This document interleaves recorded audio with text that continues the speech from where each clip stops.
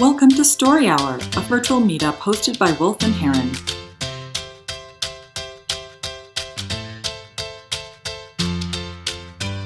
Yeah, so while I was actually preparing, I was like, oh my gosh, I have to.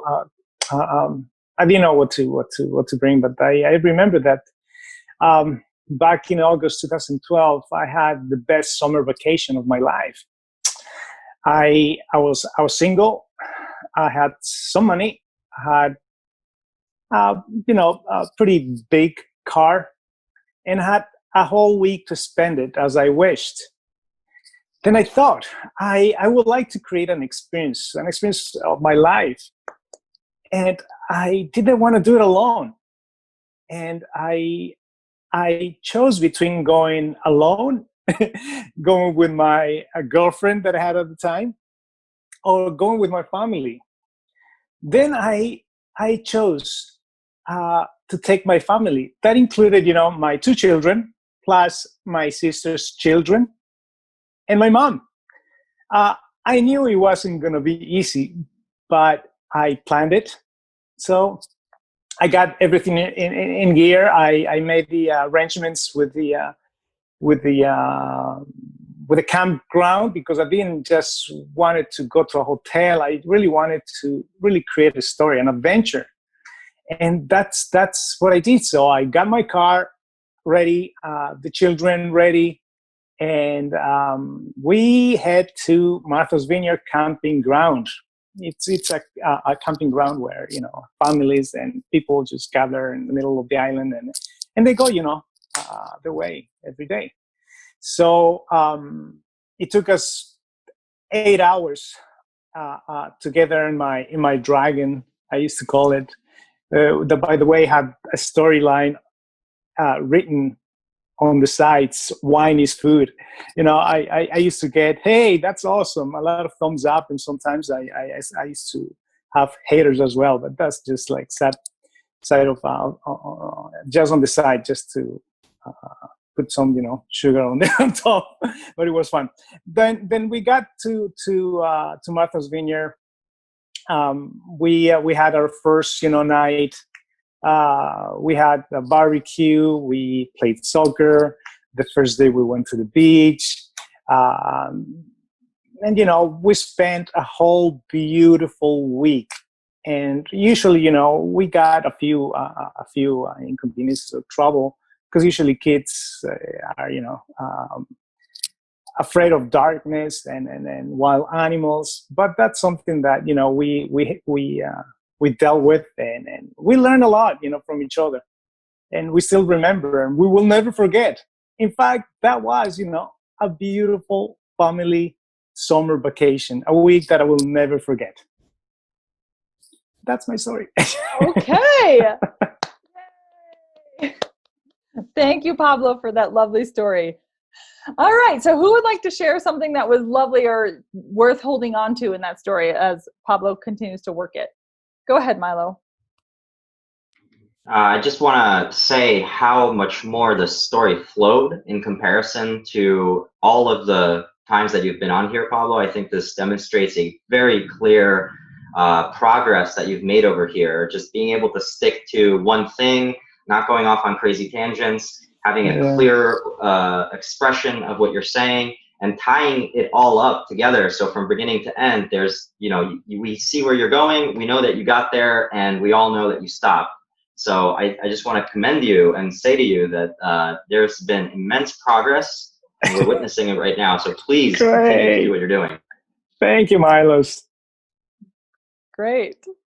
Who else has something that was positive or worth holding on to? Go ahead, Bart. Yeah, I'll piggyback on the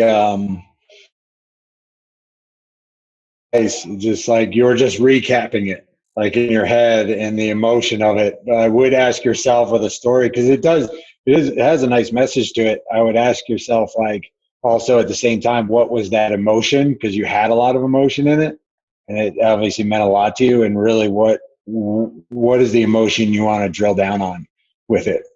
And maybe dive into that a little bit more. Absolutely. You're right on. Thank you so much.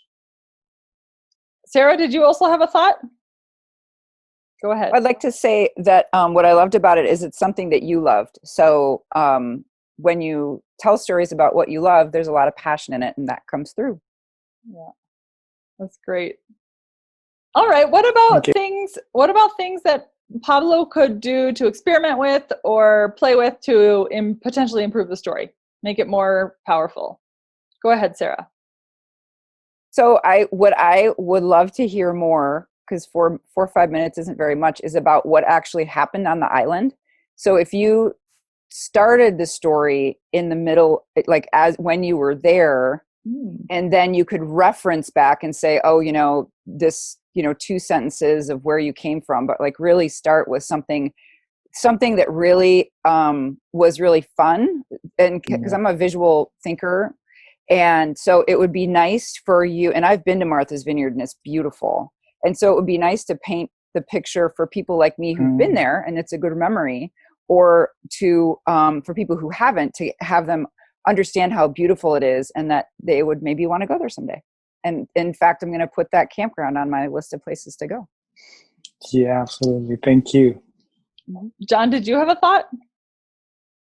I would really enjoy greater use of imagery, like visual imagery. Like, I've been to Martha's Vineyard, but I was like 12, and I'm like 19, so I don't remember it that well. But it would be like, what are some of the defining, like the buildings, the landscape, the terrain, scent. Things that you heard, like the sound of seagulls, or was that like something that followed you around? More stuff like that to bring us more into the moment, and to help people visualize the coastline or whatever the most, like the smell of the pier or whatever. There's a lot of fishing that goes on around there. And I would also say, Pablo, that like you're really one of your strengths that I just notice every time is that you're really like buoyant, and you talk about things that you enjoy talking about, and that kind of enthusiasm is really contagious. And I just encourage you to continue making use of that, and I just want you to be aware of it. And that's one of the things that makes you, that's one of the strengths that you should continue to build upon. Oh, and one more thing, if I can, like every story, sorry about the train. Actually awesome. What makes a story a story, what makes stories is that they change us. So how did it change you? And it doesn't have to be anything profound, but just some little, like a few closing thoughts, or towards the end or whatever, about how it changed you. It could be like, the way that it changed a relationship that you had in some way, or it could be something pretty trivial, but just some way that it changed you. I will add to that, John. Thank you for that tee up, actually, because that's kind of points to what I was going to say. I think for you, Pablo, in this story, you have such lovely memories, and you have such fond emotions that go with the memories of this story. And so, to John's point, there's something about it that was important or valuable or changed you in some way, and you can do that. You can talk about that first by setting the stakes. So, what was it that you were afraid of, or nervous about, or unsure about as you were planning this vacation? What were the things that you were worried about? And then what happened during the experience? And then what did you learn? You actually had the statement, we learned a lot, but you didn't say what you learned, right? And so like, that's what I was like, that's what I want to know. What is it that you learned? So that when you go back and rewrite your story, you can think very specifically about how to seed that in the beginning with what was at stake. And then seed that in the middle as you talk about, well, this is what happened while we were on the island, and these are the lovely things that we experienced. And then you can kind of land with like, boom, this is how I changed as a result of that of that experience. And that's what makes it a story. Absolutely. Thank you so much. The most I actually hear, the most I actually confirm that a story has to be written and has to be prepared well. And I have to, admit that I haven't actually prepared that well. So I will definitely keep it in the back of my head and just, do my homework. Storytelling is a skill that takes a lot of practice, and we can already see that you're getting really, really much better. And yes, writing always helps. Even if you don't read it, writing it helps you to figure out what it is that you want to say. Thank you. Lovely story. Thank you, Pablo, for your story. Visit wolfandheron.com to find out more about our story hours.